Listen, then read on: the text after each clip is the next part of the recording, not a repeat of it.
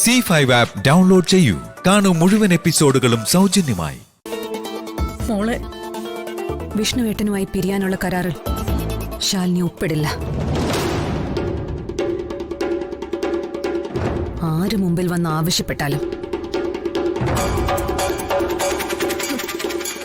വിഷ്ണുവേട്ടനോ സത്യാമ്മയുടെ കുടുംബത്തിനോ അപമാനകരമായിട്ട് ശാലിനി ഒന്നും ചെയ്തിട്ടില്ല.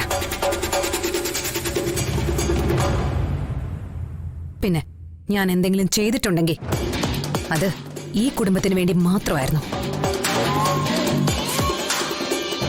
അതിന് നീ മിണ്ടരുത്. നീ മോളെ മിണ്ടിപ്പോരുത്. എല്ലാ കാര്യങ്ങളും അറിഞ്ഞിട്ടും ഒന്നും അറിയാത്ത പോലെ നടിക്കായി. അവസരം മുതലാക്കാൻ ശ്രമിച്ച അടിച്ച് പല്ല് താഴെ ഇടിഞ്ഞ്.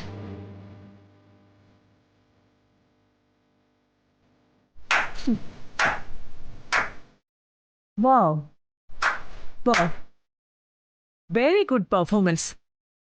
സീനിന്റെ സെക്കൻഡ് ഹാഫില് ഇങ്ങനെ ഒരു പെർഫോമൻസ് ഞാൻ ഒട്ടും പ്രതീക്ഷിച്ചില്ല ശാലിനി.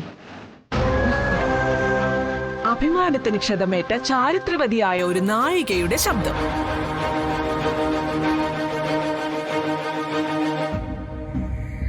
നന്നായിട്ട് അഭിനയിച്ചിട്ടുണ്ട് കേട്ടോ. പക്ഷേ ഈ വേഷം നിനക്ക് ചേരില്ല.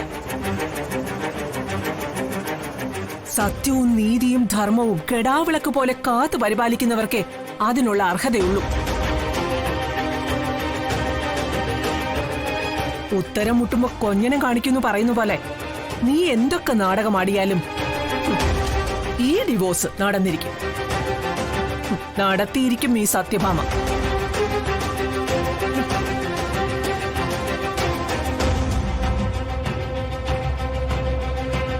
എന്നാ സത്യാമ്മ എനിക്ക് പറയാനുള്ളത് കൂടി കേട്ടോ. 2 മാസം കഴിഞ്ഞ് ഇതേ വീട്ടിലേക്ക് ഇപ്പൊ വിഷ്ണുവേട്ടനുമായിട്ടുള്ള ബന്ധം ഒഴിയാൻ ആവശ്യപ്പെട്ട സത്യാമ്മയുടെ മുന്നിലേക്ക് തല ഉയർത്തിപ്പിടിച്ച് കയറി വരും ശാലിനി.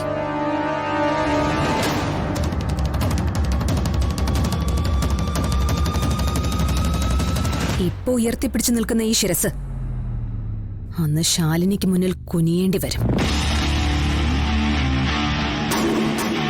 മോളെ,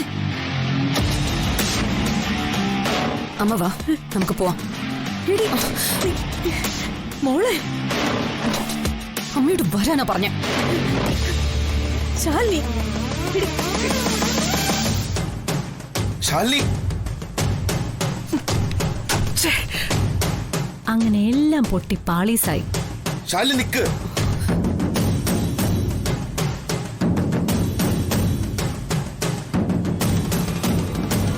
വീൽചെയർ ജീവിയും വിഷ്ണുവേട്ടനും ഒക്കെ കണ്ട കിനാവ് പാഴായിപ്പോയി.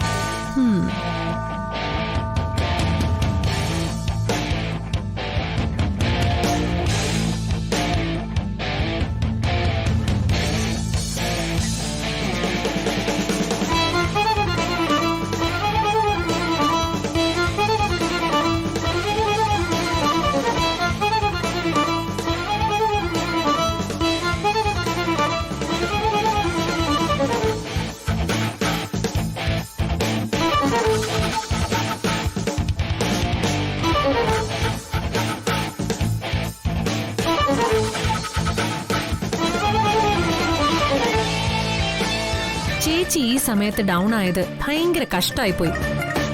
എന്തെല്ലാം നല്ല മുഹൂർത്തങ്ങളാ ചേച്ചിക്ക് നഷ്ടായിപ്പോയെന്നറിയോ? അതേതാ അത്ര നല്ല മുഹൂർത്തം? അത് കേട്ടാലേ ചേച്ചി സന്തോഷം കൊണ്ട് തുള്ളിച്ചാടും. അങ്ങനെ ഞാൻ തുള്ളിച്ചാടണമെങ്കിൽ ശാലിനിയുടെയും ശാരികയുടെയും താലിച്ചരട് പൊട്ടണോടി. ശാരദാമ്മയുടെ കണ്ണീരടങ്ങരുത്. ശാരികയുടെ കാര്യം എനിക്കറിയില്ല. ശാലിനിയുടെ താലിച്ചരട് ഏതാണ്ട് പൊട്ടാറായിരിക്കുക. സത്യാണോ നീ പറയുന്നേ?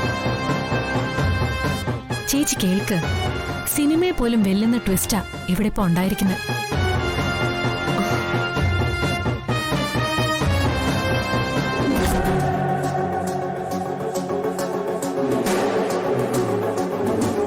ഞാനാ പ്രഗ്നന്റ്.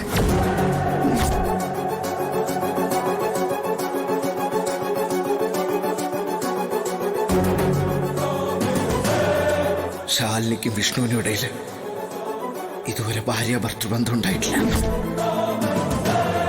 സത്യം? ശാലിനിക്ക് ഗർഭോ? വിഷ്ണു അവളുടെ ദേഹത്ത് തൊട്ടിട്ടുമില്ല. അടിച്ച് പുറത്താക്കിയില്ലേ ആ പാഴിനെ അവിടുന്ന്? എപ്പോഴേ പുറത്താക്കി. അതല്ലേ ഞാൻ പറഞ്ഞേ, ചേച്ചിക്ക് പല സുന്ദര മുഹൂർത്തങ്ങളും നഷ്ടമായെന്ന്. അപ്പോ ശാലിനി പെട്ടിയും പ്രമാണമൊക്കെ എടുത്ത് ശാരദാമ്മയുടെ വീട്ടിലേക്ക് മടങ്ങി. ആടിപ്പൊളി.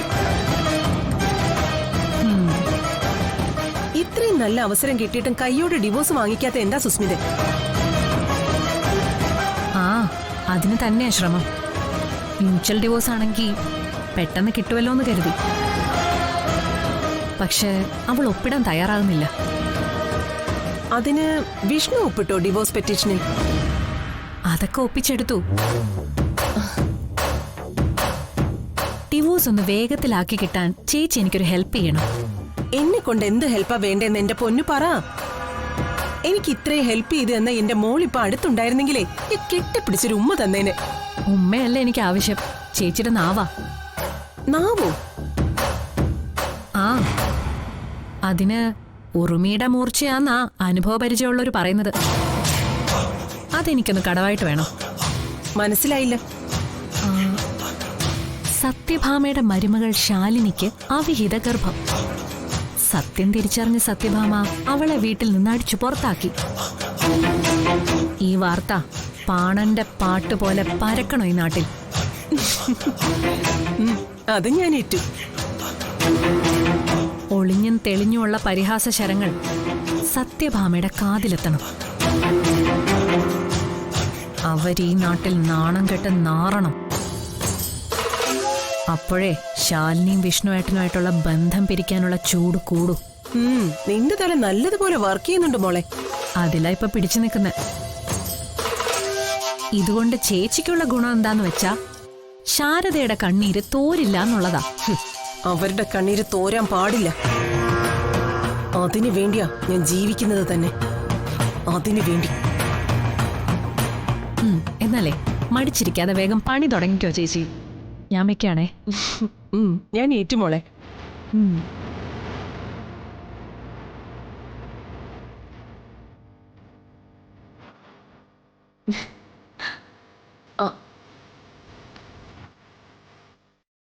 ഡൗൺലോഡ് ചെയ്യൂ C5 ആപ്പ്. കാണൂ എല്ലാ എപ്പിസോഡുകളും സൗജന്യമായി.